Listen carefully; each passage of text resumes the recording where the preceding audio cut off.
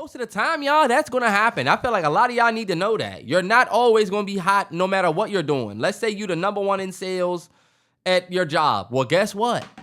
Next month, you might be at the bottom. I think like what Viola Davis said, you gotta get comfortable with the middle. Mm-hmm. And that's everything. Because get comfortable with the middle and frequent the high. But expect the low. Yes.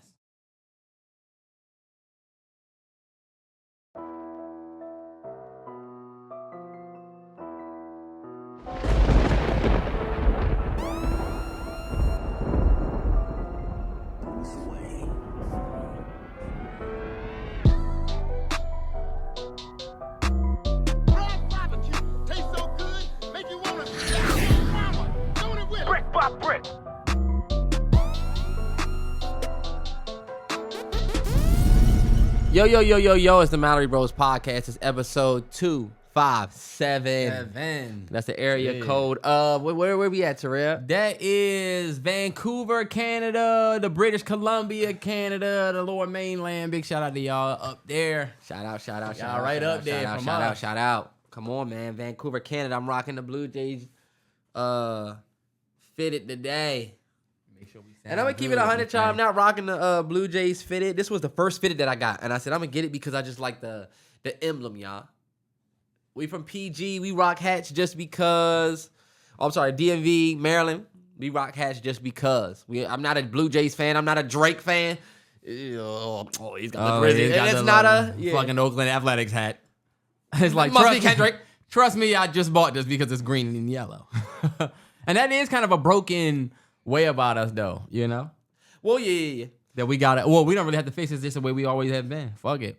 We swag shit how we want. Hey, big shout out to everybody from British Columbia, Canada, though. Wanted to make sure we gave y'all flowers. Shout out if we got any supporters out there. If we got any supporters up there.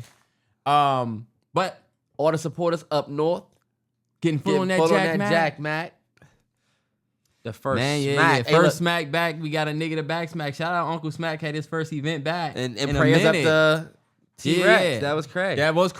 That was crazy. Shout out to everybody that tapped into that event. I haven't seen anything. I'm about to go on my rap grid. What you mean rap grid? I thought he had his own. I thought it was the URL app.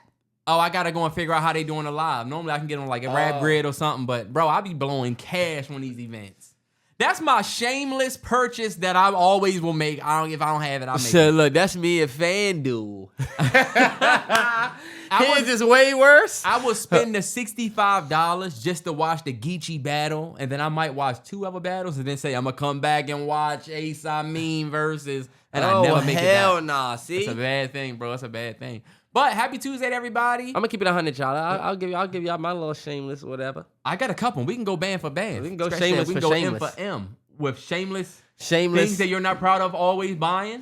One of my shameless purchases is sprinkled donuts from Dunkin' Donuts, man. If you see a Dunkin' Donut and you ride past, you might see me up in that joint up off the E midday. Okay. I'm gonna keep it 100. This is why. My dad used to take me and Terrell to my grandmother's house when we was young. And we used to have to stay there while they worked. Me and Terrell, we stayed there till what, 4? Like 4 or 5 o'clock in the evening. But we would get there at like 6 a.m. But my father used to always stop at the Dunkin' Donuts, and we was getting the most freshest. They just made them donuts. Nah, y'all wasn't there for back in the day Dunkin' Donuts. Say, do your research. The old sprinkled donuts used to have so many sprinkles on it. The icing was different. It was like they was making that motherfucker in the back and then bringing them out. Now you might get the worst looking donut you ever seen. Yeah. You gonna get 12 sprinkle. Don't let them have the polka dot little sprinkle. Oh, hell yeah. The Capitals come. They just gonna put a red and blue line over it. They ain't gonna get you no sprinkles for that motherfucker. You can tell they said, oh look, they coming in. Hurry up, y'all. You know what? I'm done with sweets, though. I am kind of done with sweets. That's why I said this is shame. It's just shameless. I'm not eating donuts every day. I'm just saying one thing that I said, man, I don't need sweets, but I'm gonna go get the donuts. And you know what? I'm starting to because donuts don't feel like sweets to real. Terrence, donut, yeah, you eating sweet bread, sugar, all this. You just eating everything bad with a donut. Everything bad, Brody. I'm starting to check myself too. Like I went to the drive-thru the other day. They forgot our barbecue sauce. I was like, this is bullshit. But think about it. I start feeling like, you know what, Terrell? You ain't need no fucking barbecue. You really didn't need to get it. You really should have need went home and barbecue? ate. You better just be happy with what you eating from what's in that bag because you shouldn't have had it. And bro, we doing less drive through. Me and HM, we on our Hello Fresh. Yes, sir. We on our cook in the house. We about to get back on ours. I had to pause that motherfucker. They started sending us all types of shit. We be like, damn, it's Monday already? You tripping. Shout out all my Hello Fresh eaters. We got all my spicy maple chicken eaters. That green bean. Y'all had that green bean chicken? The green bean chicken. Terrence, they got the green bean crispy pork bowl. I know you had that joint. Green bean, my pork bowl. They had they got a couple on that. Bro, joint. it's funny because the lemony chicken? Yeah, lemony. It's the same shit. It's the same shit. But they mix it up. Anyway, weekend recap.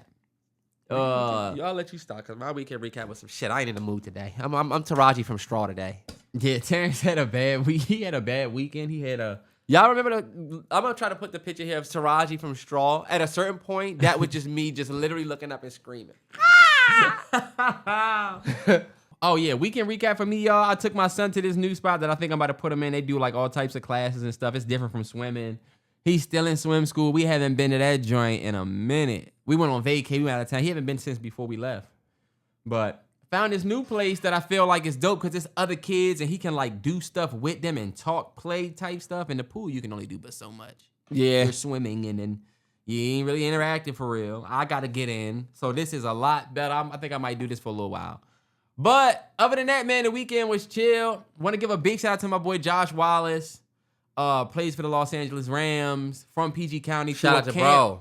Through a camp this weekend that I was telling Terrence forever we need to go to this damn camp, put it on our calendar, everything, and completely forgot about that joint, bro. But I heard it was a success. Wanted to give him an on the pod shout out to bro because I wanted to be there. And if they do something else, tell me shit. Shut up, nigga. You was in the group joint. Let me tell y'all something. Remind the nigga. Never put me in a group with Terrell. You're going to just be talking Terrell in that joint. So, because Terrell, one of them niggas you ever have somebody. There's people that have hit me, that have gotten stuff, and from that have hit you that will say, you know how many messages I get that say, I've been trying to hit Terrence, but you know, he rough. That is not true, y'all. I swear that's not true. But if you tried to hit me in the last 4 or 5 months, I get it. Come on, dog. Newborn 4 or 5 parent. months. Newborn parent, Terrell. I'm just getting out the trenches. Get your head up. Get your head down in the trenches. You like a nigga in Zombies. You unlock. Gave Kim Fox my tickets. You unlock Easy Revive. So now you got to get out of jail free because you can say, I had a 9-month-old. I'm playing that baby card. I had a newborn. Until Sonny turned 1, I'm playing that baby card. I got a 9-month-old. Man, I use that joint. And let me say this. Shout out to bruh who had the camp. PG shit. You doing some dope shit, bro. Fuck if we came. The fact that you do a camp was dope. Not fuck if we came, but you know what I mean. Man, fuck that. I wanted to be there. His camp. The fact that you threw a camp. Growing up, we never had NFL players around here throwing camps. Yes, we did. Sean Merriman didn't throw no camps. Sean Merriman, he didn't. He went to our high school. I ain't never seen him. He gave Pete money though. He definitely reinvested a little bit. I'm just hating. And then, shout out to Sean Merriman, Frederick Douglass alumni. This nigga be on Shark Wars now. Who cares? That nigga went to your high school, boy. Walked and probably might have had your locker. Crusty finger turning the knob ass boy. Fuck out of here. You. Back then, you wasn't the Sean Merriman. You had the bottom joint. You had the bony bottom. He was you had to be like, excuse me. Nigga, cool, bro, with his girl was linked up with his, he chilling with his girl in the locker. Here come you. Got to get in the bottom right there, bro. I'm 43. Damn, that was the worst when you had the bottom joint. You going to work, bruh. The walk of rain, shame. Bruh, don't put your jacket dripping on mine, my bruh. Spanish work. But big shout out to Jenny and Daniel. My child, been friends with Daniel my whole life. Went to elementary school. Jenny is the Fion's best friend. They got engaged this weekend. We were a part of it. That was amazing. It was a surprise thing. It was dope to be a part of that. Weekend, Terrell? That was this past week.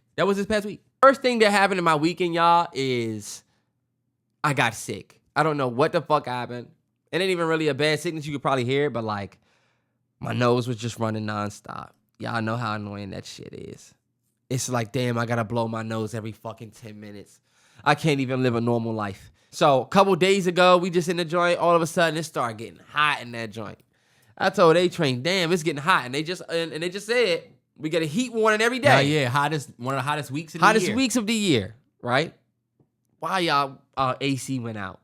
The big fan in the backyard, the capacitor went out on that joint.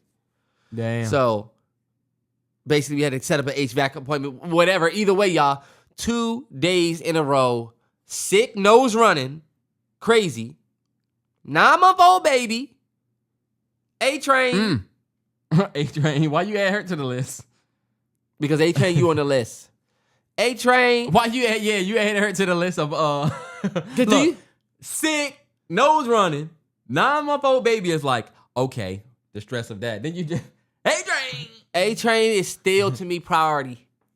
Fellas, you gotta learn your first due. Respect it. Only because look, where did I go? I was sick. Where was me and A-Train though? At Doritos. Nah, yeah, Sonny's having her custard for the first time. Super spreader. I'm sniffing super spreader. You motherfucker sick out. Watermelon and cherry. Boy, you need to be in the house. The worst part about it, y'all, is the fact that it was easily 90 degrees in the crib for the most part for 2 days, y'all. I felt like I was on Amistad. Terrell don't like that. Yeah, right. So you thought you were on a slave. The first thing you think about when you get hot is that you was a slave. I'm telling you, my black ass was so damn hot, I thought I was on a slave ship. Y'all said that I was sick, that I was fried the last podcast. I was tired last podcast. Everybody was trying to say that I was high. You're wrong. You're wrong. Look, I've never smoked a day in my life. So, you're wrong. They pulling up me, my journey. From the vlog. From the vlogs. That's literally the world we live in these days where you can just get up there and be like, I've never had a cigarette or I've never smoked weed. No bullshit. Just lie. The only room that had air conditioning was Sonny's room. For obvious reasons. So damn dope. Y'all had like a little separate drink for her. We got a little separate thing for her, but bro. Jesus, man. I can't imagine not having no AC of this motherfucker. What you mean? I'm in this joint baking right now. Terrell got this joint baking, and normally it's cold in here. I'm baking. He knew that I ain't no heat all week, and I'm baking. He's an edgy motherfucker. He coming in now. He's so temperature sensitive that. Come on, Terrell, let's go. He feeling like, damn. Cardi B is releasing her sophomore album 7 years later. Am I the Drama? That's right. Shout out to all the Cardi B fans that are finally able to get this long-awaited album that I know y'all been waiting for a long-ass time. What do you expect from this album? You a Cardi fan. You're a Barty gang. I will tell you what took the whole steam out of the announcement for me, y'all. And I got to be completely honest. I am somebody that has gone to war for Cardi on this podcast plenty times. And I'm not even like Barty gang for real. Like I fuck with Cardi some of the drinks, but I'm not like, I would say, the biggest, craziest fan. You know what I'm saying? But I was excited for her next project to come whenever it was going to come. And then when she posted that trailer, that was beautiful. That was like, oh, I got an announcement tomorrow. Oh, shit. She's coming. The next day come, the album cover, fire, right? Or I thought the album cover was mid. That's just me. It is kind of like spooky, right? But I feel like maybe she going for whatever. I said the same thing about Weeknd staring at us. Felt like I was looking at like a play cover or something for like a play. Either way, it felt like money was behind it. I will say that, right? This whole trailer, whatever, it felt like there's money behind this project. She gonna probably, whatever. This her big coming out joint. What took the steam out of it for me, y'all, was when they said that WAP and Up were gonna be on the project. And that now it's already, let me read y'all the stat. I don't know if y'all seen this or if you even give a fuck. It says, Am I the Drama? Ties Invasion of Privacy, her last album, as the female rap album with the most #1 hits in Hot 100 history to each. The reason why this took the steam out of the project for me is because, cool, you're trying to do the numbers thing and like those songs already went #1, so you're adding them to your album.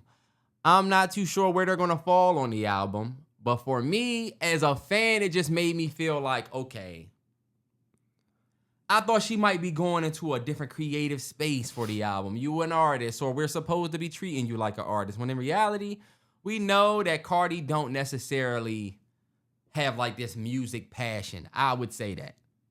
I feel like it's not ridiculous for somebody to think she's not as passionate about music because she don't do it as often. She hasn't used it. She has lived her life and she has been thriving, making very little of it. Yeah. But I just don't see how you could take a 5-year break and still have room in your creative whatever to say, even though these songs are 5 years old, that came out during COVID, and even though the sound is different, now TikTok is, the world is completely different from then. I just feel like, I don't see how as a creative you want to add those songs to your album. Well, I think it's a cherry pick for what everybody is saying. People are saying she's got the #1. Now, yeah, but what was it? The most something album already before her album even drops. Before her album drops. But for me, it's like, I think that's why she did it.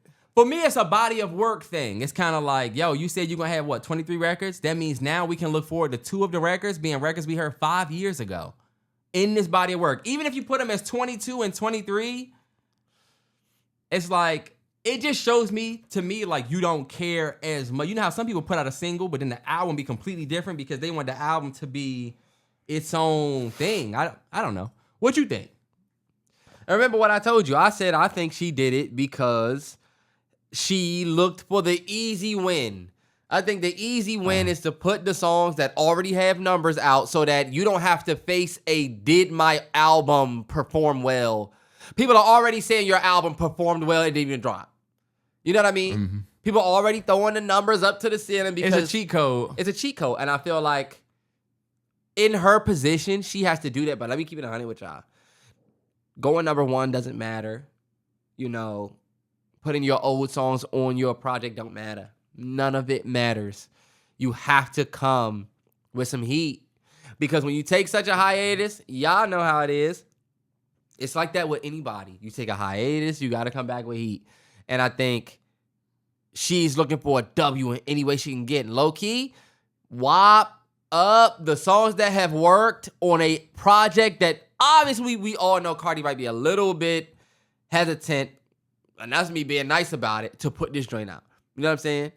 Yeah. After 5 years. So I don't like that she's doing that, Terrell. But am I surprised? No, because she's going to try to get every win that she can from this release. Yeah. It just made me less optimistic about getting like a new, improved version of you. Because if we were getting that, I feel like these songs would stick out like sore thumbs on the album. And maybe they will. Maybe you got a lot better and like, because that's what we always looking for, the artist to top their last work. Well, if you put in records from 5 years ago on the album, and if you ask me from an artistic point, the new joint she just put out called Outside, to me, sounds just like it came out with WAP and Up. If you ask and me. Enough. It sounds like another one of those. I mean, I feel sounds like it came out, like you said, these songs are 5 years old. Well, the new song sounds like it's the same as what you call it 5 years old, if you ask me. Because they're not the same. Bottom line, we agree that Outside, even though it seemed like it's a record that's going to go, it's going to do all right. I feel like her fans like it. Cool. It don't really sound like anything newer from her. Not that we need that, but we do want to see you kind of evolve a little bit. Ain't nobody saying change your sound. But I mean, to me, I feel like it sounds like a 5-year-old song. Yeah. Outside seems like something we were saying 2 years ago and we still saying it, but like, it just seems like to make that song, it seems like it should have came out 2 years ago. Maybe she had it for a minute. She did just have a baby. I'll give her all the grace in the world. But like, I think the pressure on this drop is big because of the other pieces. You got competition that people are saying, if we don't like this, we're going to go back here. You know what I mean? Yeah. We left your shit, went and chilled out over here, but we know who you are. You have to deliver. It's like that with every single field, I feel. And honestly, she got a we'll see how the album does. It's coming out in September. She put that joint out June, July, August, September. She got a couple months to promote it, maybe put out some videos, something else new. But hearing that the old songs was coming to the album kind of took away from the steam of, I was excited when the trailer dropped. And I was excited when I got the cover art. So I just feel like Stephon Diggs, brand new divorce. You got a brand new baby. There's no way you about to put out a fire album. No way. But T, the reason why people think she might is because it's been 5 years. It ain't like you put out an album a year ago and now we expecting some fire in a crazy year you had. We expecting 5 years of research, 5 years. You know how people think about. Don't expect that, y'all. Look, read the room. Shorty is literally dating. You know, you dating, you doing your own thing. If it was 5 years, plenty of people date and put out good albums. No, but I mean like. You and Offset going back and forth in the same sense where you're dating Stephon and like, come on. Yeah, shit spilling out into the public. I feel like we see you and your new relationship on the TL more, and that's fine. But I'm thinking postpartum, I'm thinking new baby and divorce. You mean to tell me? But T, that's in 1 year. That's in like 2 years. It's been. But I'm saying all in the year. She's 7 years. All of that right now while you're dropping your album is my point. All of that while you're dropping your album out of 5 years. Terrence, I don't think she had a choice. You waited until new relationship, divorce, new baby. Terrence, I feel like now drop. There's no way you think that they just decided, you know what, let's put the album next week. I feel like Cardi had to let them know this joint was coming out a long time ago. Not yet. And then all of that shit did happen. But damn. But that's why I say I'm reading the room and I'm just saying, okay, if the album's bad, are we gonna be surprised? Not yet. Low key? Nah. We've seen it before. Somebody said the album cover looked like the album cover of an album that might not be the best.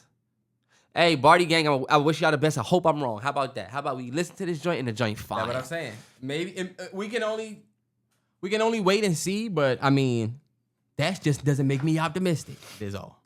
Man, just to keep it moving forward, Simone went viral this past week for a video where she was talking about some of her financial struggles. I'm gonna play the video right here. Just my finances, like the budgeting. You see how I am nitpicking every little thing. I've never been like that. We were in Bloomingdale's yesterday. I'm like, we have to go to H&M. Yeah, like I notice it in me now, just nitpicking, and it's not even. I just don't have it like to spend the liquid. Yeah, I'm used to having liquid. I'm used to seeing a certain amount in my account, but you're. Bitch, I feel like I cannot afford orange juice. Bitch, I had to go down there. Bitch, we used to drink. We was in Bloomingdale's. Did you see that? Bitch, I had to drink Tropicana. This is the thing about the Simone thing, y'all. And we're not doing this to like pile on her or like make fun of her or nothing like that. I think it just shines a specific light on how sometimes we big stuff up and we don't show certain sides of it. One being entrepreneurship. Like, Simone, as we all know, was on a TL crazy a few years ago, it seemed like. Talking about how she couldn't date a 9-to-5 guy. Talking about how you got to be able to live the lifestyle that I live because I might have a meeting. She was just popping big shit about, I feel like, just even the idea of a man waking up every morning, 9-to-5, and doing that. I just can't do it. Because you an entrepreneur, you getting money, whatever. She was saving $1 million. She was doing the vlogs and stuff. She was saving money she was popping for a little bit. But entrepreneurship is not as peachy as I think it'd be cracked up to be. And this is like the light. This is the moment that we see that. If I was a 9-to-5 nigga that's making 200 racks a year for my 9-to-5, I'm not going through what she going through. But you're not looking at and the fight is different. But I'm about to say, like, I don't think it's a win for the 9-to-5 niggas. I think 9-to-5 niggas felt hit by what she said because it was the truth, and it still is the truth even if shorty broke. She still wouldn't want to date a 9-to-5 dude, especially now with her situation. I don't think, like, a lot of people was like, oh, you was talking all that shit about a 9-to-5 dude, and now you struggling. I feel like what I got from the video more so was the part of her saying, I went from Bloomingdale's to H&M. That, to me, is one of the things where I feel like for her, she should maybe read the room a little bit and see and just think about how that's going to get received. Because a lot of people looked at that like you saying, oh, my God, you know what? I can't even shop at Whole Foods anymore. I had to go to Safeway. It's like... No, yeah. Hold on, wait, bitch. We go there. Yeah. You know what I mean? So, okay, like, I had to go to H&M. Do you know that some of our we took a step up and went to H&M? No. So it's like sure. Still can get clean teas. That's how people received it. For the 9-to-5 conversation or the money part, y'all. I feel like two things can be true. She's struggling and should maybe reassess this entrepreneur lifestyle that she's living, and if it's really something that she wants to do, or if it's something that's going to be financially good for her or whatever. But also, I do still agree with her points about an entrepreneur dating, not wanting to date an entrepreneur, and her reasons why. I understand her reasons why, because it kind of is a fast-paced life. And like you said, think about this exact situation right here. A motherfucker with a 9-to-5 is the worst person to talk to when your entrepreneur shit is on the rocks. Because what they gonna tell you? They're gonna tell you only what they know, which is job shit. They're not an entrepreneur. So all they gonna tell you is what you should do, which normally is some shit they would do, which normally has nothing to do with entrepreneurship. And that's gonna lead to what? Arguments. Oh, she don't let him lead, and some more shit. So that's why I said, like, a woman probably do gotta think about. I feel like me being at Best Buy for 7 years, I got profit and loss knowledge. I learned how to manage the biggest of budgets. I had to manage. Think about it. We had to manage holiday. We had to do all types of shit, from everything, staffing, everything. I'm not gonna run down the whole list, but I feel like you and her, based on what you're saying, y'all making it seem like the 9-to-5 bruh can't give you advice on stuff, and this does happen sometimes. Just because I don't think that, Terrell. Just because your issue, you don't want a man that has a 9-to-5. No, but T, you saying she's not saying he can't tell me shit. No, I guess you she did say something like that. No, but you said the 9-to-5 person probably gonna give you advice that's based on them. Yeah. And Terrence will tell you. I used to be trying to tell Terrence certain shit based on what I learned that you can still apply. And he would think, because I didn't learn it how he wanted it, he couldn't receive it. And I feel like sometimes you could just be stuck in that mindset of, this person working 9-to-5, they not the same as me, and you shutting all these people out. That's what I feel like B. Simone did. That's true. And I remember one of my takes was that a 9-to-5 entrepreneur relationship could also be a very good mix of two different worlds coming together, because one person is a free bird, up all night, up all morning. The other person has more of a schedule. The entrepreneur can work their life in and around the girl with the 9-to-5. But you see, normally, y'all, I feel like man, female, it's a better, man, female, that sounds horrible. Normally, y'all, I feel like in a man-woman situation, it's easier when the man is the entrepreneur and the woman has a job. Because I feel like the man who has to plan, he got to set the dates, he has to be more flexible. He need to be able to show up at her job with the flowers. He needs to be able to. So I think him being an entrepreneur is a little bit more beneficial to the relationship. He's gonna be finished. Versus I think a woman being the entrepreneur with all the free time, she gotta wait for him to get off work. She know his schedule. She free all the time. Y'all let me know what y'all think.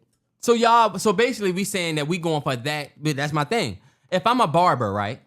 Yeah. I'm an entrepreneur. I have my own business. I built my app from scratch, right? I got clients. I cut about 60 heads total. Maybe not see all of them every 2 weeks, but I got big clientele.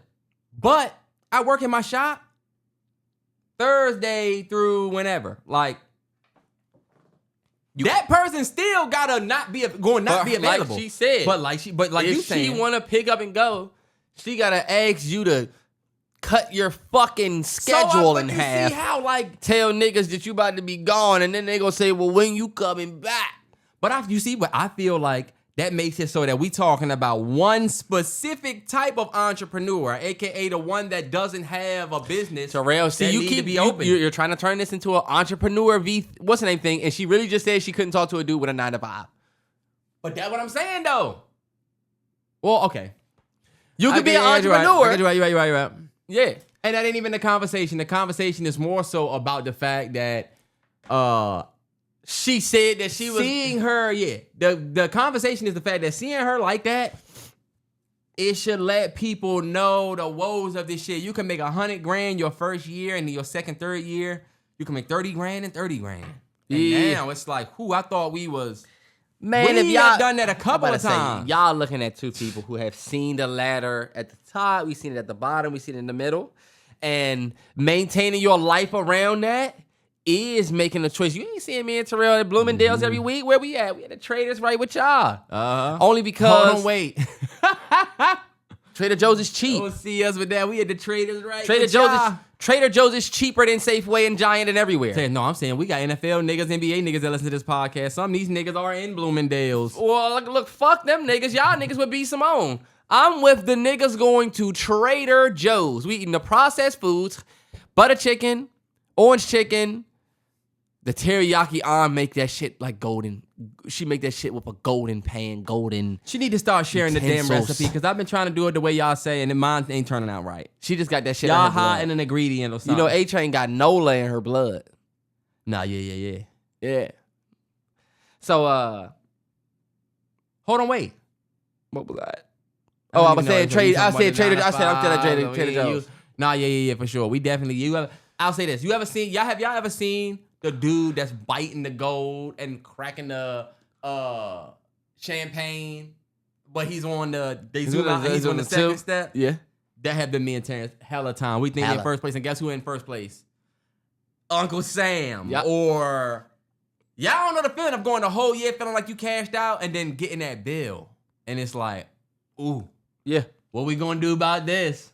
That's why, son, when you think about it, when you pop shit online, you gotta always tally your own shit because you might pop it and then you can't. Terrell pop it and say, oh, when I go out to eat, I want to pay for everybody. He's a fool, dumb nigga. Because now every time he goes out, niggas gonna be looking for him to reach for the tab. Hey, I'm not paying for all of y'all just because. I'm not. Because guess what, Terrell? What do you look like when you're like, I'm not paying for everybody? I'm not paying for everybody. They're gonna pull up when you said, now, yes, I pay for everybody. That's the thing. You gotta be careful how you move. And that's the thing. We not talking about or making fun of B. Simone for her financial struggles. Not at all. Right? Yeah. The conversation is, you gonna be the nigga popping shit from up here. You're cracking the champagne. You know what I'm saying? Like, people not gonna forget that part. So that's why you gotta be careful that's why when people ask me how y'all doing, we doing good, you know. I felt like I just seen B. Simone going viral like last week as the rich friend. Remember that video? It was like rich friend. It was like the girl was like, you shouldn't expect money from your rich friends. And I knew you was rich. And I didn't have anything. She went viral for the... and she was viral. And people were like, oh, she was the rich friend. Because she was like, Jesus. Something like that. That was viral. Hey, look. It's funny I'm not on it like that. But that was viral. Nah, before, yeah. And now to see her in a situation like this, it was just a coincidence to see that flip like that. Yeah. Man, shit happens. And look, it can happen to anybody, y'all. It can happen to anybody. That's why it's like, damn. And low-key, most of the time, y'all, that's going to happen. I feel like a lot of y'all need to know that. You're not always going to be hot no matter what you're doing. Let's say you're the number one in sales at your job. Well, guess what? Next month, you might be at the bottom. I think like what Viola Davis said, you got to get comfortable with the middle. Mm-hmm. And that's everything. Mm-hmm. Because get comfortable with the middle and frequent the high. But expect the low. Not trying to tell niggas not to pop their shit. Pop your shit. When you up, you up. You gotta celebrate. We just said pop that. your shit. Just tally it. Like just you said. Remember what you saying. Remember when wasn't it Meek? Said something like, these niggas out here doing 50,000, 40,000. We could never do that. First week, yeah. First week, we could never do that. Him and Ross did 8K or some shit first week. And that's the thing. You gotta strategically pop your shit. You gotta say stuff that will not age bad. Like, yeah, we the guys for real. We them niggas. That ain't gonna age bad because to somebody, you might still be that, you know? When you give confidence don't age bad. Yeah. When tangibles do, though. Yeah. Like niggas can't even go number one. I always go number one. Fuck out of here. If you stop going number one, we have that. Yeah, now we have what you say. You always go number one and now you're two. Yeah. And let me tell y'all, a lot of you listen to this, you're going to learn the hard way. You're going to have a moment where you said something. Because me and Terrell got it, I know it. We've been potted 5 years. It's got to be a time where I done contradicted myself, and y'all have seen it. And yeah, you got too much on wax. When you putting a lot on wax, and I'm telling y'all, some of y'all want to start a podcast with your boys. Be careful, nigga. You do a react. Yeah, that's true. You are expanding that digital footprint like you never thought. You thought it was just tweets. You thought you about to get up there and say, yeah, so shorty came over. I got pissed off. So I smacked that. Hold up. Now look. Okay, yeah, now. Now the whole world knows that you're a woman beater. No bullshit. You can say, man, I said that back in 2013. So what? Yeah, hold up. I was telling the the story of what I did back then. I'm a changed man. Yeah, okay. I forget, bruh, that you changed, I. Bruh went to jail for sexual assault or something like that. That's a battle rapper and battled. I think he battled Ace Amin. But like, why are you a battle rapper, nigga? His name is Ace Amin. What happened when I pluck a card from the deck and get the Ace Amin? Oh, hold up. You haven't watched any Ace Amin. I'm in a different place, I mean. Back up. You ain't giving me space, I mean. Before I put this gun out, put two bullets in your face, I mean. Change the whole definition. You thought I was at the Truest. I'm not at the SunTrust no more. We at the Chase, I mean. Mm-hmm. Woo! Terrell, fuck with it. Starting with Cardi B and B Simone was not necessarily on the... Nah, yeah, definitely, yeah. Okay, look, I have we're going to keep it the moving. Mexican OT. Oh, okay, yeah, let's talk about that. To go Mexican OT. Start the clip. I mean, fuck. Do you feel like you could say the N-word? I feel like I can say it, but not because of that, and I'm gonna tell you why. Mm-hmm. I wish there was some black dudes in here. There are. We're right there. And this one right here. Not. Okay, well, we're gonna use him. What the fuck are you gonna do about it, you know? And then second of all, I grew up loving these motherfuckers. I grew up fighting with them. I grew up eating with them. I grew up fucking doing bad shit with them. I grew up loving with them. You know, I got family. And it's not even about family. Even if I wasn't related to nobody out black, I mean, well, shit, it's what the fuck I was surrounded by, you know? Like, I respect people that they feel that way. Mm-hmm. And that's why I try to shut the fuck up about it. Right. But if you're from where I'm from, or anywhere, what the fuck are you gonna do about it? You know?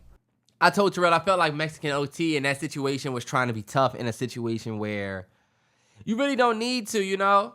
Like, the part where he was like, who's gonna do something about it? It's like, somebody will do something about it if you're in the wrong place at the wrong time. The same way if I use a term that a Mexican person didn't fuck with me using, and I'm in the wrong place. What do I look like if somebody say, hey, why do you feel comfortable using this Mexican slur? Yeah. And I say, first off, who's going to do anything about it? And yeah, I grew up around a bunch of Mexicans, so it's like, yo. Somebody should have stood on our equity in terms of what we control. You know what I'm saying? And I feel like sometimes we don't give ourselves enough credit. Because obviously you were going for who could beat me up. You know what I'm saying? All right, bet, who could kick my ass in here, basically? Yeah. Who gonna do something about me? I'm a big Mexican dude that can fight. I'll say the N-word. Who gonna do something about it? Cool. Like, you're gonna win that battle, I guess, against everybody that can't physically. That's what I'm saying. You know what I'm saying, take you down. But that's not how we should respond. Because naturally, when he said that, I'm thinking, oh, okay, he's thinking that we either need to beat his ass or what. But that's not the way to think, bro. Your name is the Mexican OT, a.k.a. the Mexican out of Texas. First time I saw you was on a Big X the Plug swing go round joint where it was like all of the people from Texas, right? I feel like when Mexican OT says what y'all gonna do about it, it's what if we stop co-signing you? What if we don't allow you in hip hop? The reason why your name is the Mexican out of Texas and not just whatever your name is the reason you got to make the distinction that you're the Mexican is because you know you thrive in a space that's not inherently yours. You don't get to walk around and say, oh, what y'all gonna do about it? Bet. What we'll do, we don't got to beat your ass.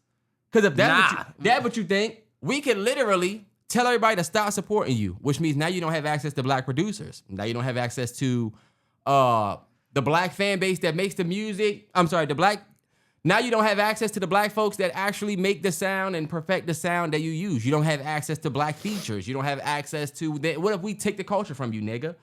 What if we say, oh, bet we about to stop fucking with you?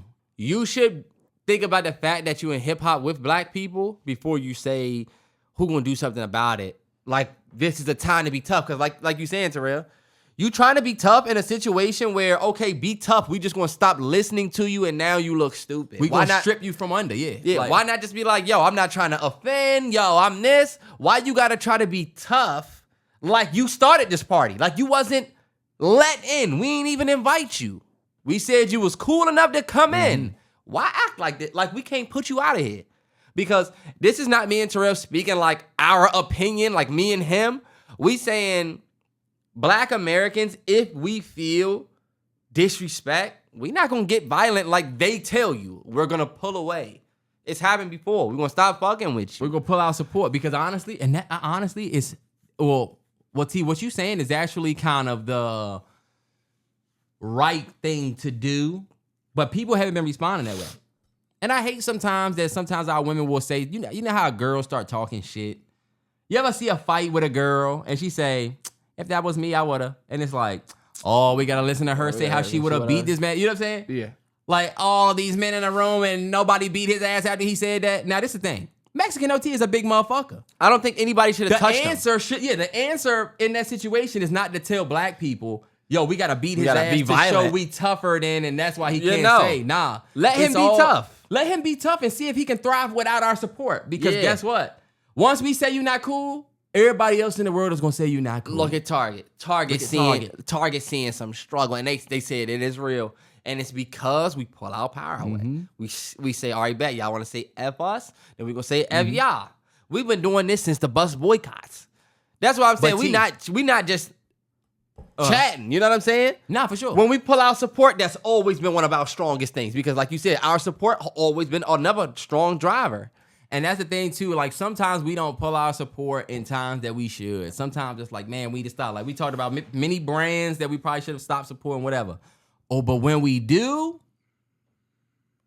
you're gonna feel it. I'm just what I'm gonna say. So shout out to whoever podcast that was. I wish they would have had a little bit more pushback. But then again, when you look at who's up there, you kind of understand like they may not have the connection to the N-word that we have. You know what I'm saying? Yeah. And for my people that might not be so connected, I know sometimes me and Terrell can go a very Black American route on this podcast. It is what it is. It's the life we live. And believe it or not, that clip was trending for a certain reason. So I know some people feel like me and Terrell can get a little, strong opinionated when it comes to that. Because that is what we are. But I also feel like we will be respectful enough to like, we deal with that a lot. Like, you know what I'm saying? Yeah. Well, let me ask you this, right? How you feel about what he said outside of the disrespect? That I grew up with such and such. We all said it together. I respect it. I know I've seen and even myself known plenty situations of other races using the N-word. But all of the situations where, like, my boy Sean that I used to work with, white boy used to say the N-word all the time. He used to say, yo, this is my nigga Terrence. Yo, this is my nigga Matt. If he would introduce me to somebody, he'd say, yo, this is my nigga Tay. This is a white boy. But, like, he grew up around that. He don't see that.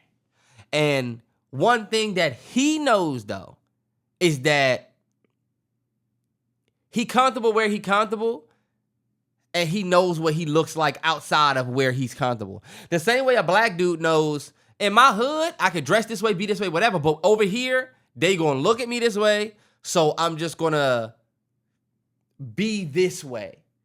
Like, there's certain things that's cool in the hood, certain things that's not. And I'm not saying, like, acting good and bad. I'm just saying... You now be careful, because you're talking about a white boy that says the N-word. But look, I'm not saying that it's cool. I'm just saying, if he grew up in an area where it was a mixed bag and he was saying the N-word, there are some white people out there that grew up saying the N-word, but still know I'm not going to go around any black person and say this. And that's what I was saying about my boy Sean. That nigga's not going to call everybody the N-word. Just his friends and fam. I feel like you would never hear my boy Sean say, who the fuck gonna do something about it? Cause like, I just feel like it's gonna be tough to get people to even co-sign you being all right with saying it. Well, well, this is my thing. Not you. I mean, like the white person that does say it, that grew up around it. And that's why I said the person that the white boy that's saying it, I'm not sitting here saying that I'm cool with it. I'm just saying I do understand the areas of the world and how it worked. Like, y'all just watched Sinners and y'all was able to see how we grew up around other cultures. Let's not act like we have never seen the white boy that grew up around. That's why Drewski made the skit. It's a thing. Mm-hmm. Nobody's saying that that's acceptable. It's just, I do think a white boy could grow up like you see the dude who was like, oh, yeah, hey, Drewski, homie, it's real. Did you see the dude who responded to him? Yes, I did. But remember we talking about the Mexicans, too. I want you to just think. I want you to stay on that. I feel like Mexicans have a little bit more of a feel like they should be able to say it because they feel like they come from a place that's not whiteness. I think if you were saying it because like the people around you were saying it and you were just saying it then because you was with those people, that's like my thing with my boy Sean. The nigga didn't grow up with anybody but blacks. So it's almost like you learned this first, then learned you was white. Almost. In a fucked up way. Not yet. And some people have issue with the fact that he does that. Understandable. And if you do, understandable. You deserve to have that issue. Yeah, because this is a white boy saying a derogatory term. Not yet. And I think that white boy needs to know that even if you using it and he's cool with it, you still got to tread softly with that word. Yeah. And I respect the people of all races that do that, is all I'm saying. Nah, yeah. I feel like Mexicans and a lot of Hispanics, think about it, New York, LA, a lot of our major cities, they have multiple cultures that all say the N-word, Dominican, Puerto Rican, Cuban. It don't matter where you from.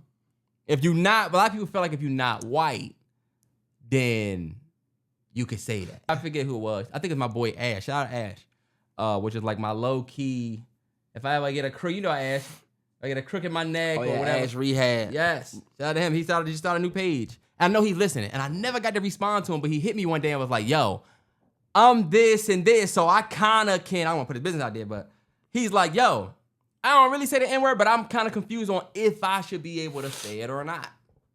So it made me want to come to the pod and ask you, who do you think can say it? Black descendants of slavery should be the only people that say it. The people whose ancestors were called that in a negative way, took that word back for themselves, I think they should be the only people who say it. So you don't think?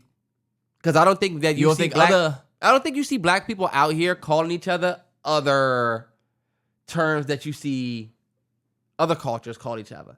Like Mexicans call each other different terms that you would never see a black person use. And if you did, they would know you're doing that because of us. Nah, yeah. And they would maybe even question your reason or origin for why you talking like that. If you was going around everybody, I don't even know the words that they use. Nah, yeah, let's say you're saying a word in their language, in their mother tongue Spanish, but you're using a disrespectful term, and we know that's not native to you, so it's going to come off away. That's true. All we saying is the disrespect that you feel, we can't shut down by telling you our history. Like, my backstory doesn't eliminate how you feel. If you say, yo, you saying that word make me feel away, and I say, well, I grew up saying it. Who cares, nigga? What if I just smacked you and you didn't even know how I felt? You wouldn't be telling me your backstory. It'd just be action. So my thing is, when somebody say, hey, what you said hurt my feelings, or what you said is disrespectful, the first thing that everybody thinks to do is explain themselves, and that's natural human instinct, but like also, I feel like I said this earlier, reading the room is what's most important, because like, maybe you came off a way. Mm-hmm. Or maybe some people, like you said, and like we said, they grew up in these environments where other black folks, i.e. niggas, New York niggas, shout out to New York, just shout out to my nigga Jamaica Queens last week. Shout out to y'all. But New York faced scrutiny from a lot of other black folks around the U.S. for how much they let Hispanic people just run with the N-word. Yeah. And they run on that same philosophy of, when we grew up, everybody was saying it, so fuck it. That's like a New York thing. That's why a New York nigga will nigga you to death. Or it could be a New York Dominican, a New York, anybody. Because they used to black folks being cool with that. That's the conflict. That's the conflicting part, though. Yeah. Because one thing I can admit, some black folks cool with it, and some black folks aren't. One thing I can admit, like, I do feel like some races can use the term, and the meaning of the word doesn't mean the same when they're using it versus what it actually means to us. Know what I mean? But sometimes I feel like other races legit use the word nigga like the word bitch. Like, I swear it don't have a color. An example, and this not me bailing them out at all. I'm just saying, I think they've picked it up almost like you would pick up like a movie slang. Yeah. 100%. You see other 100%. Races get in fights and they be like, fuck you gonna do, nigga? And it's like, you was cool all the way up until you got angry. Yeah, I've always, you ever see that? It'd be a cool Hispanic dude and another cool Hispanic dude. They fighting? When they get pissed off and they fighting at each other, now they calling each other the N-word. Yeah. So like that's why I said, are they out there trying to say you are a black person that came from slavery? You as low as a motherfucker that came. No. We be like, yo, don't use that word because that word got a dark history. And we use it this way. And we use it as a term of endearment. You see, that's so you see. But to you also, you where's made a your statement criticism? I gotta ask you. You said Terrell ain't gonna want to do that because then he gonna say I'm a coon. But black folks, the confusion around the word, even if we gotta take a 2% stake of ownership, we low-key have to take that because it would be a little confusing. It's confusing too, yeah, because other black folks be like we said. Because other black folks let people do it. So we do gotta. We called each other it. But you said only black Americans can say it, right? Or I feel like only black Americans should say it. I'm not here to be Mr. the N-word police. I do feel like if you're not black, you should not say it. If you don't identify as black first, you shouldn't say it. I feel also like, and if you don't, for me, I don't mind if black folks say it. I don't care if this nigga's dressed like a Haitian flag. Shout out to my niggas from Haiti. But y'all know y'all flag. But they flag is orange. Terrence, this is red. The fuck? This is not red. Terrence, y'all must be. I'm going. This blind. is a red orange. This is red. Look, this is red. Red. You red on camera. That's red orange. Like the Haitian flag. This is red. It's something about this piece right here. You know, they have the little the shield joint in the middle. But y'all can see the back of this. I don't mind if people from different, the Caribbean, Africans say it.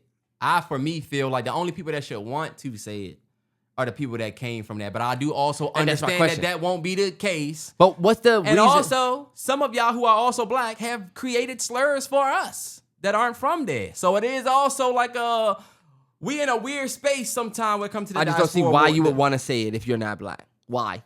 Well, because it sounds cool. Like I don't see what you can say is your reason. Outside of the people that the music, it's probably outside of the people that said that they grew up around it.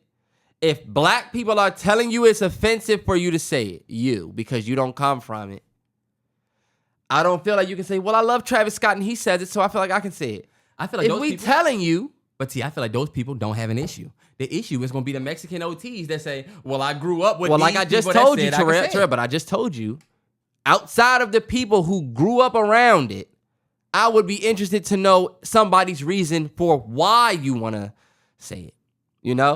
Not saying that I don't know any Terrell. Yes, it could be music, it could be whatever, but that's why I say that's where my interest would be.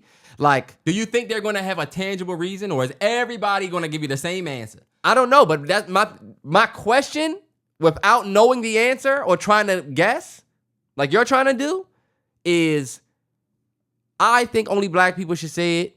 And if you're not black and want to say it, my question is, what makes you want to say that? Like, what makes you feel like you need to say the N-word? Why? You're not black. Why do you feel you need to say it? If you grew up around it and it's just a part of your language, I get it. I feel like some people probably even that is like, some people don't understand the way and may just want to do it because it's quote unquote cool to do. And that's why I said I don't think if it would, I don't think any other community would slide with something being cool, but it was offending y'all. I think y'all would literally make motion behind that. I feel like whenever black people, I'll say this, y'all, I feel like whenever we don't like something, we look away. We look like we complaining, or we look like we be the ones that's just like, yo, it's fucked up to us. Let's keep it 100, y'all. He got up there and said, what the fuck y'all gonna do about it? We not popping it at him. You know what I mean? Yeah. It ain't like, another situation where we gotta respond to. I thought it would be fun to switch it up a little bit this week for the podcast and do a which is better type of scenario segment on the podcast where we talk about black movies and we pick which movie is better between this one. We got them subject and spaced into groups. So it ain't just going to be soul food versus, a random movie. Okay. We're going to try to keep it in the same bracket. But I thought we would have fun with this. Y'all love the intro video. That one went intro. Well. And we got another something like that we're going to do. Yes. But look, we're going to keep it chill this time. We're only going to do hip-hop films this time, just because we're a hip-hop channel at our origin. Films. Okay. Hip-hop films. Yep. Which is better. Right. And Brody, trust me. Oh, let me say this. Hip-hop and music. Okay. There we go. So I should say this. Films. We doing music films first. Okay. So maybe we could do another one, but we're just going to start with music films just to see how it goes. All right. All right. First one. Y'all ready? We got 8 Mile versus Get Rich or Die Trying. Which is the better movie? I would go 8 Mile just because I feel like it's more... 8 Mile. I need to watch Get Rich or Die Trying again. I haven't seen Get Rich or Die Trying in a minute. I told Terrell, 8 Mile is the easy answer, but... I know we don't want to. I know we want to give 50 the point, y'all, but it's 8 the Mile. rewatch of Get Rich or Die Trying going to touch you more than the rewatch of 8 Mile. The first watch of 8 Mile is better, but I feel like as you rewatch, I don't know that arc of Get Rich or Die Trying was the drama. It was real drama. I feel like 8 Mile is like performance. 8 Mile, but 8 Mile has story and it has character arc. It has like. That it's like that story that you can watch over and over because of what happens. It's like how, That's why I say to me, it's like Rocky almost. Yeah. Get his ass whooped, train, win the fight. Yeah, but you were watching, but you know how these fights gonna go. It's just like you make a good example of you using a boxing movie, because that's kind of how I feel about 8 Mile too. This is all leading up to the big fight at the end. When you rewatch it, he got to fight him, but he going to beat him. He going to go against him, but he going to beat him. And in the end, he beats the main guy. When you rewatch Get Rich or Die Trying with 50 Mother was with that crazy dude, then he started rapping. He got shot in his face. If I was your best, look, the joint where he was spitting with his whatever. And then that shit was on the radio. Man, that shit was magic, Terrell. I just don't think it was a better film than 8 Mile. I think it was good, though. My boy Edabisi from Oz was in it. I definitely do feel like both of those movies are fire, but we probably have to give the point to 8 Mile just by default. We got to pick. All right, we got the Temptations versus the 5 Heartbeats. Some of you may be too young, I get it. Might go to 5 Heartbeats. I was going to say I would go to 5 Heartbeats too, y'all. And I can't even give you... Ain't nobody coming to see you, Otis. It's 5 Heartbeats, right? I believe so. Leon from the 5 Heartbeats, or is it Leon from the Temptations? We always say it's Leon from the 5 Heartbeats, but I feel like that was actually Temptations. And Leon from and he just comes right up, and it's Heartbeats. It's Heartbeats. So it's Heartbeats. Specifically because of this man alone. Yes, sir. Black legend. Why do I feel like I'm blanking also on the Temptations? That's the person, if you see him in the Trader Joe's, you got to take a picture for your mom. Y'all ain't gonna believe who I seen. Your mother gonna know exactly who it is too. And Terrell, we're wrong.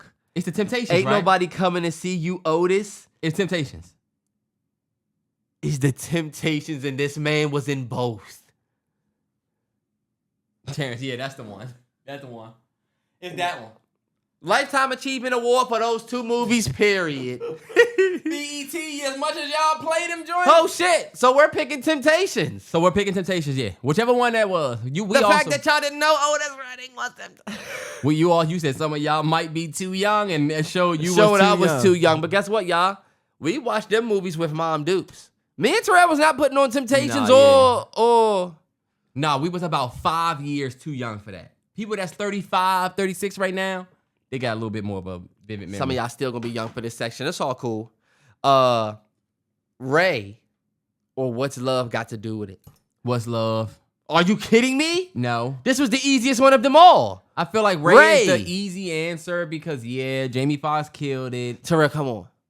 But Terrell, we're talking about the movie. Are you kidding me? The way that they were able to blend him reliving his past, Ray walking down that hallway with the water. I think it was dope. Let me just tell you this though. Terrell, What's Love did not touch that level. I don't know Angela Bassett. Terrence, and that's what's fucked up. She did her thing. Jamie's Oscar makes the movie Terrell, no, the movie better than the movie is, and the performance when he drowned as a boy and his mother. Sure, I feel like his performance. You're still talking about Jamie. We're talking about his mother and the boy drowning. That wasn't Jamie. Okay, answer me this. You have to admit that the pacing in Ray, watching the movie, I feel like Angela Bassett. Ray is slower than... Ray is a very slow movie. But it's good. Jamie kills it. It's a good movie. It moves. I just like What's Love Gotta Do Better. And I feel like the performances in that movie are so underrated, underappreciated. Angela Bassett, one of the biggest snubs of all time. Like, I feel like that is a horrible take. I feel like that's a horrible selection. I feel like Ray. Easy pod topic answer would be... I like his answer. Y'all know I like the underdog. Let's keep it a stack. We can say that Angela Bassett's performance as Tina Turner is up there with Ray. Yes, you can. It's up there. It's not ridiculous. That's not ridiculous. I would argue it's harder. I can pick a winner, but it's not ridiculous. I feel like Ray also gave you more to work with. Is that fair to say? What you mean gave you more to work with? I feel like we just watched Tank get on stage and do the Jamie Foxx, Ray Charles impersonation, you know? Ray Charles he's a character that a lot of people may not be able to do it as good as Jamie. I'm not trying to disrespect Jamie. All I'm saying is what Angela Bassett had to do to bring Tina. I don't think Angela Bassett's Tina was better than Jamie's Ray by far, Terrell, by far. By far, Terrence? By far? I think we've always given Angela Bassett credit for her emotional height that she's able to reach.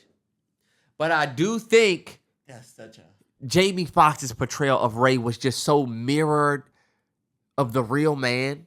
But do you get what I'm saying when I say I never watched What's Love and thought I was really seeing Tina. We knew that was Angela killing it. Maybe he was too young. Okay. Because bro, I've seen people tweet, I did not know who Tina was. I thought it was Angela Bassett. Shout out. We keeping it rolling. Sorry for the folks that might not have seen some of these films. I promise you it might get a little bit better. But then again, this is music. So we stand on this, Terrell. Dreamgirls or Sparkle? Well, 100% Dreamgirls. 100% Dreamgirls. Come on now. Sorry. Sparkle was great, though. Which Sparkle? Mariah Carey? Or we talking about, what's the other Sparkle? The good one, basically. Sparkle, no. It was a Sparkle they did that was in like 2005 or 6. But then there was the Mariah Carey Sparkle, right? There was a 1976 Sparkle that first came out. Okay, not that one. That one was done Didn't Mariah Carey do one? Search Sparkle, Mariah Carey. I swear I thought Mariah Carey did No, one. I thought it was Jordan Sparks. Jordan Sparks did the new Sparkle. Search Sparkle, Mariah Carey. Well, I feel like she did it. Or maybe I need to get that out of my head. Because maybe she didn't do it. Mariah Carey was in Glitter. Damn. Glitter. Damn, that's funny as shit. That's a good little mix up, yeah. Okay, so yeah, Sparkle was the joint with Jordan Sparks. No, that was not better than Dreamgirls. Hell no, one better than Dreamgirls. But it was still damn good though, Terrell. Dreamgirls was good. Sparkle was the one where Whitney Houston had daughters. We saw that in the theater, Terrell. Yeah, because Mom and Dad, that came out right after Whitney passed away. It was the last on-screen. Yes. Wow, there we go. Come on, black folks. Had to be there for that. But Dreamgirls was such a big cultural moment. The fact that people had that movie memorized, like, that was an iconic ass movie. But when it came out, you don't realize how many people are in that film, bro. That's true. That have great performances in that movie. All right, we're gonna do this. Cadillac Records or Hustle and Flow? Hustle and Flow, easy. And I'm a Beyonce fan, and I'll say Hustle and Flow. Oscar Award winning. I would go Hustle and Flow. The story, the I just like it better than I don't love what's bruh name, and he just won the Oscar. Mahershala? No, white boy. Adrian Brody. I don't love Adrian Brody. I think he's an amazing actor, but I personally don't love him.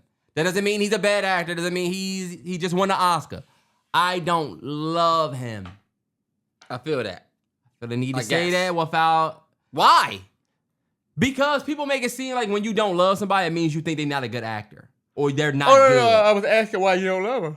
I don't love him because I feel like I just feel like... Not the biggest fan of him as a leading guy. I'm not a big fan of him as a lead guy. He gives me a sleepy...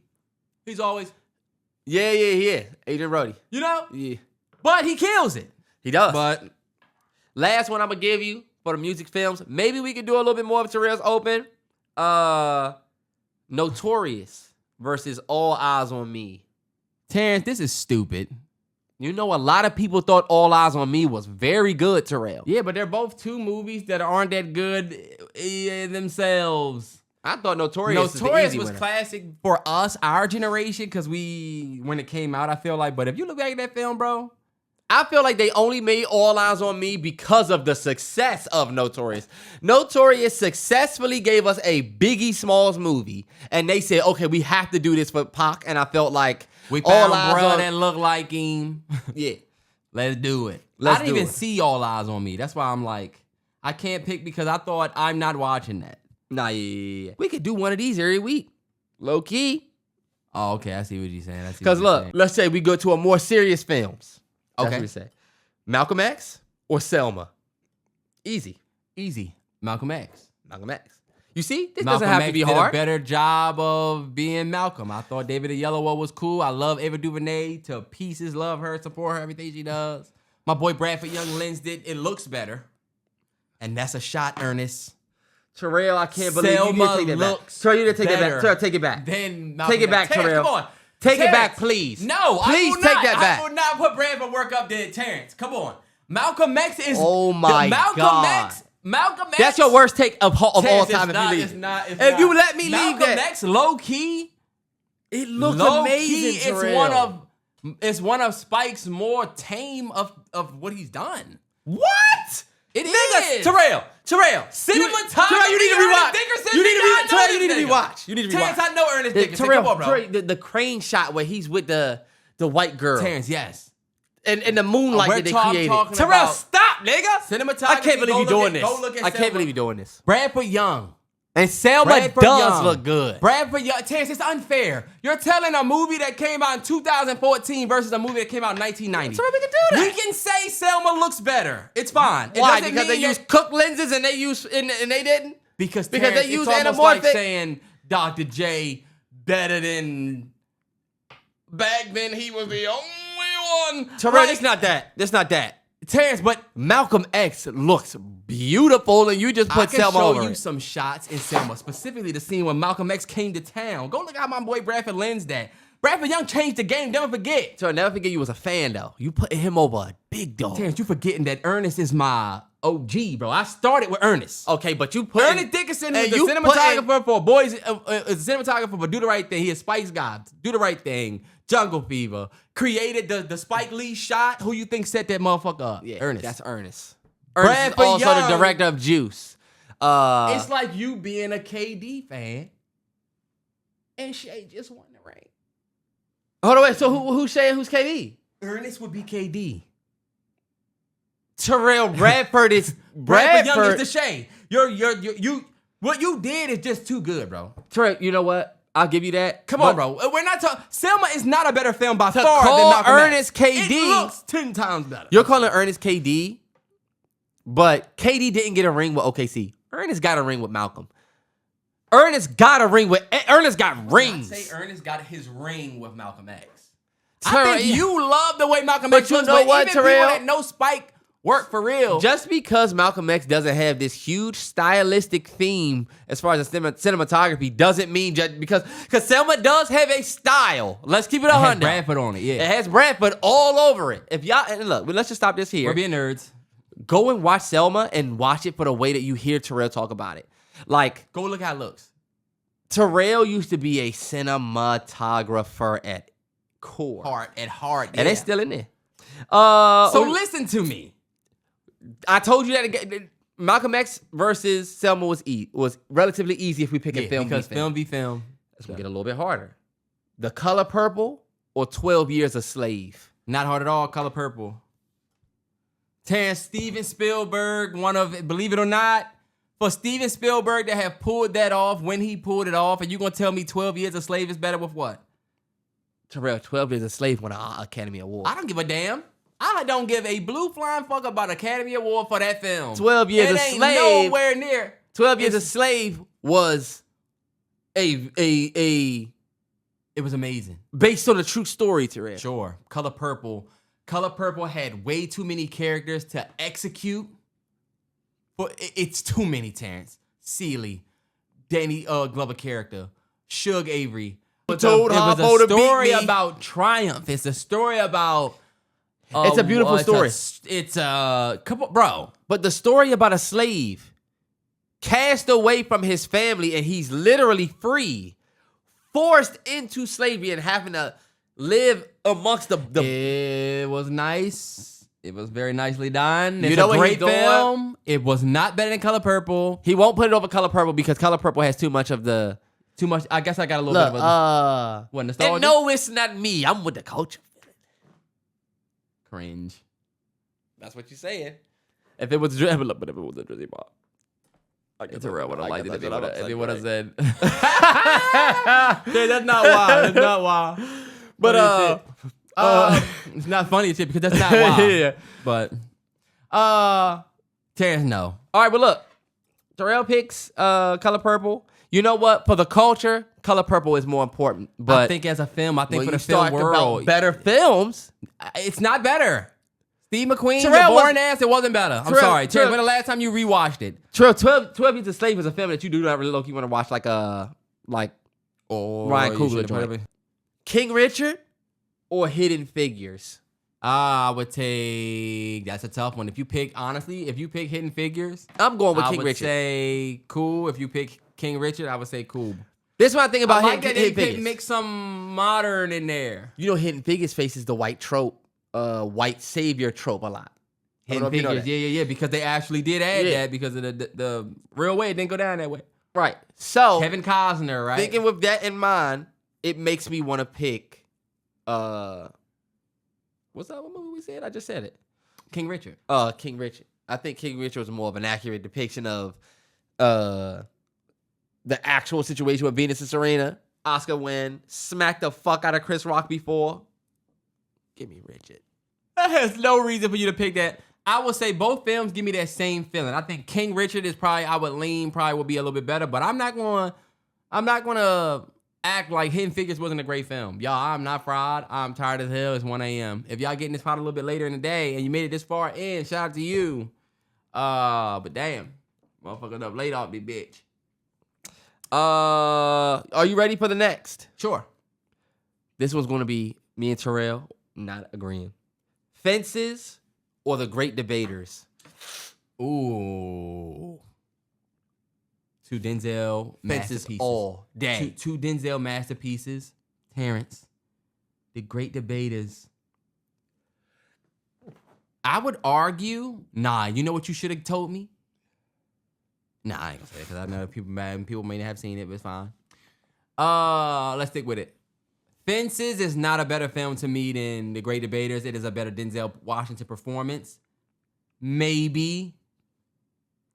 Because it was heralded that way because let's talk about it, right? Fences get a lot of love because it's older Denzel who we love and cherish. And it's August Wilson who words we love and cherish. Right? Right. Movie v. movie.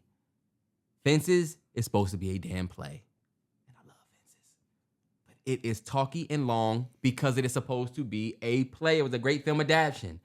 Great Debaters, we introduce Denzel Washington. I believe we get Kimberly Elise, Forrest Whitaker, right? We get prime Nate Parker. We get a prime Journey Smollett Bell.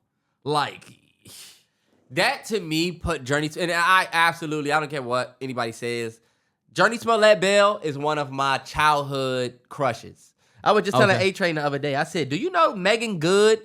I was trying to tell A-Train. I said, y'all got the niggas y'all fuck with, okay, whatever, Breezy. The people that y'all would just geek over forever. I told her, Megan Good, Shorty. I had to tell A-Train she was on my list, and I'm going to have to tell A-Train one more.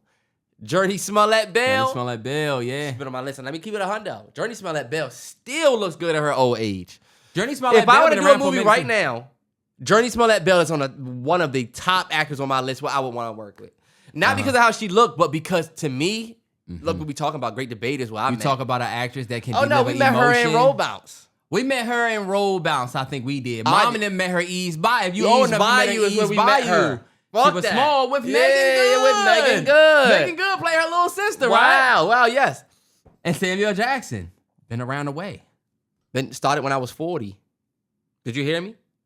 Yeah. You 25-year-old stressed nigga. You 25-year-old stressed out nigga with a bunch of potential? Samuel Jackson started at 40. Or got his break at 40. Jungle Fever, he up that motherfucker 39 shooting. Can you, y'all, a lot of people, y'all ain't even thinking about being 29 yet. Y'all think he saw Endgame back then? Y'all think he saw Infinity War back then? Mm-hmm. No. We're going to end the movie segment right there. I got a ton more movies. Y'all put in the comments if you fuck with this section, because I swear. And then we can branch. We can keep it coming. We can keep it coming. Y'all know we do this movie shit. We're going to branch out of just putting ourselves in the black box. We just, you know. Oh, yeah. It's not always going to be black movies. We are film guys. Yeah. We could talk. We could do this however you want. But I do like that me and Terrell will focus on some black movies because we don't see a whole bunch of content talking about it. That's right. Okay. But everybody watched the NBA Finals. Everybody saw the OKC Thunder just beat the Indiana Pacers. Shout out to everybody in Oklahoma City. Shout out to my home away from home in Seattle. I know y'all not going to celebrate this. A-Train won't say anything. But they did go from Seattle to Oklahoma City. And if you look at Oklahoma City's history, it goes back to Seattle. I was trying to tell A-Train, for the Supersonics. Yeah, like, y'all, the Sonics, okay, I didn't win anything, but they had a picture of this dude with a KD jersey.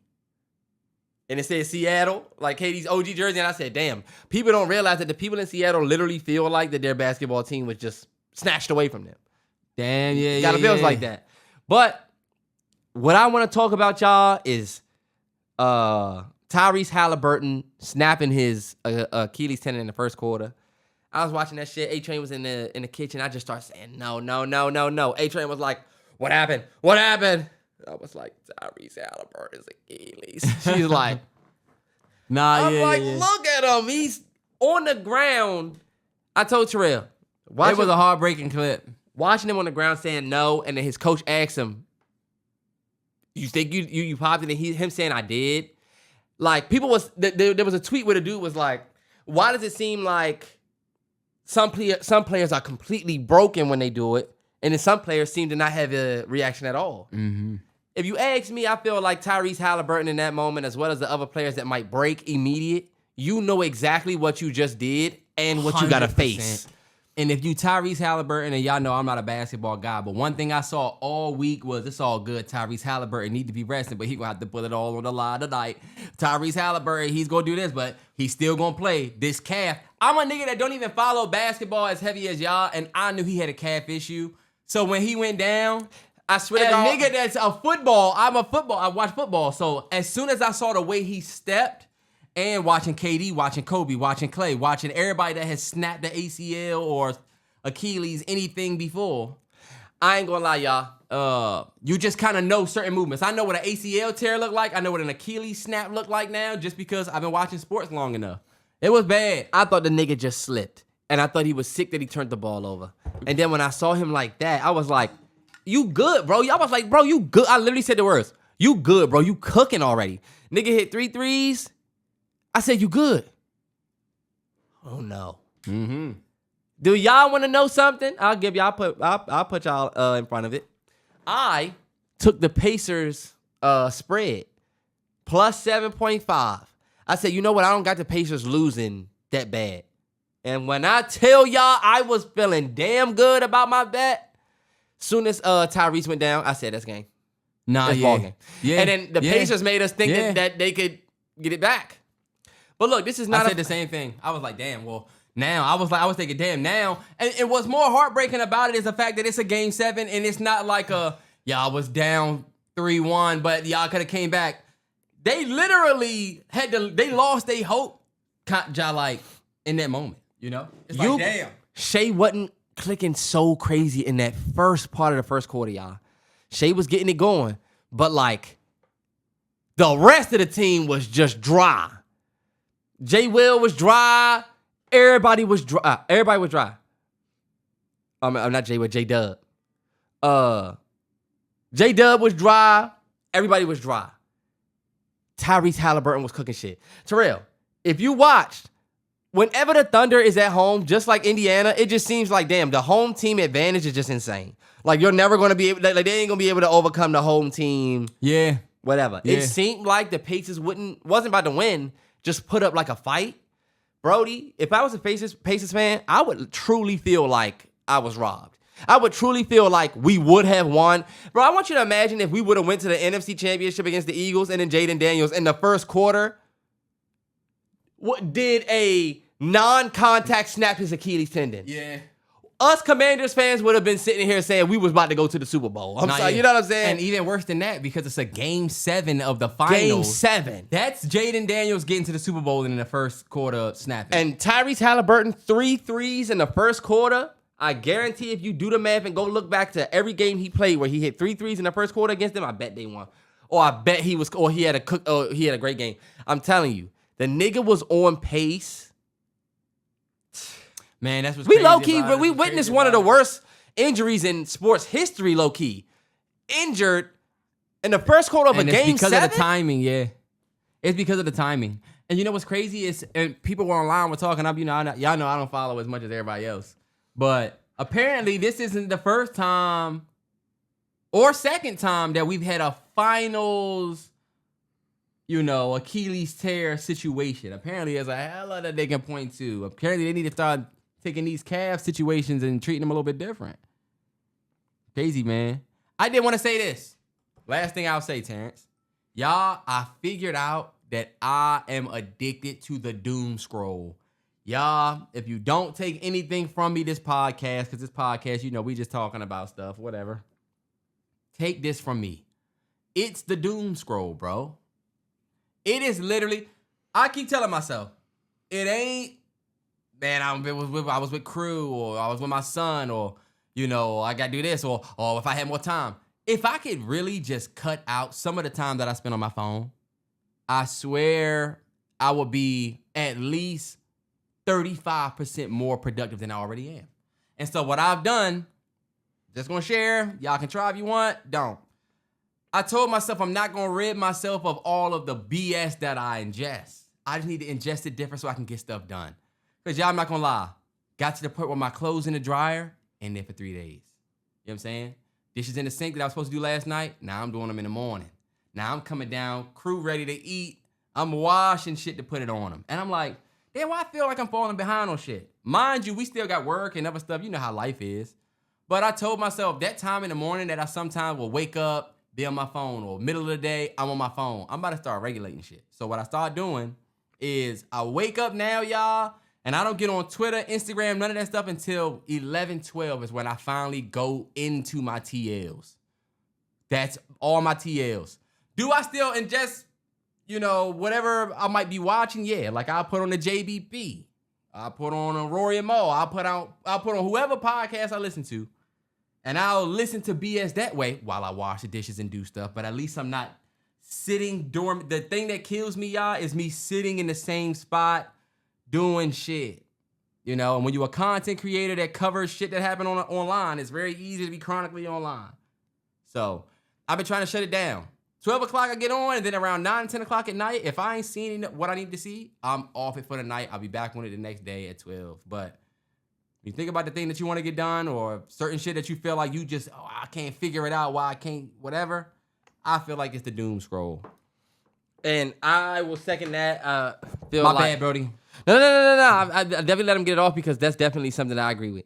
Doom scroll is definitely something that I feel like a lot of us are going to have to face the reality of the bads. Mm-hmm. Because low key, doom scrolling isn't necessarily horrible when you're consuming good content. You know how you go on a doom scroll of the good. Yes. More of that, actually. I guess that wouldn't be called a doom scroll. That I wouldn't even consider it, because doom scrolling is more so to, you know how it is, bro. Especially with Twitter, especially with Instagram. All of the apps we have, you can find doom yourself. Scroll is falling into the abyss of random notice how shit. fire sometimes your Twitter video thread is off the random? Yeah, like, think about it. You'll watch one video. When that motherfucker ends, it's going to the next. Like, y'all gotta understand that shit didn't used to happen that way, and it happens that way on purpose. It's made to keep you on your phone. Made to keep you on it. Yeah. And we ain't on no Denzel Washington shit. We just saying control your... Nah, yeah. Shout out to this. I forget her name. I think her name is either Taylor Lloyd or what whatever. I recently got? I'm going to just tell y'all. Yeah, go ahead. Fuck it. I got that little clock. Anybody on IG seen that clock? It's a magnet clock. You just do that, and then you just turn it and then go to... Oh, yeah. I said, I'm about to get this joint. Drink cost me $30. One thing I feel like I do is say... It was $30, $29.99. What I bought. It's a magnet timer clock. I do feel like maybe I spent a little bit too much for it, but so real. I feel like it's also a little. I feel like TikTok shop. You probably could have got it for the $12.99. Maybe I could have got it for the cheaper, but I also feel like I got it from a reputable brand that actually make this shit. All I'm gonna say is I feel like that's gonna help me with my productivity and little shit with Sonny, bro. I'll tell myself, Sonny need to eat in 10 minutes, do this, and then feed Sonny. And then I find myself feeding Sonny on the 14th minute, on the 15th minute. Mm-hmm. And like those minutes add up on both Sonny and me. Mm-hmm. So I'm like, if I had this little timer that's not in my phone, that I can't go and doom scroll when I need to just go set a timer, if I could just focus on this. So look, we try to work on our. Hell yeah, y'all. Yeah. You gotta realize that your phone is your enemy sometime. Like it's literally designed. These apps that we use every day, we getting into arguments, we talking to people on there, we interacting, and God forbid I was single. Because then you feel like you need to be on there more. Even more. You feel like you gotta show up more so you could be seen. I'm just saying, don't let it rob you of your ambitions and things you really try and get done out of life. But, T, you got anything before we leave? Anything you want to tell folks? Man, all I'm going to say is keep it safe and keep it healthy out there, man. Your boy ended up getting some weird nose run bug. My B is safe. A-Train is safe. So I don't think it's super contagious, but I don't have allergies, y'all. This was just some random shit. This motherfucker was sick. I'll say this, y'all. And look, no heat, no AC. Yeah, you were struggling. Hey, obviously there's some shit going around. Take your vitamin C. Stay healthy. Stay out the sun. It's the hottest weeks. I'm on Mary Ruth. Next time, yes, need to be ordered.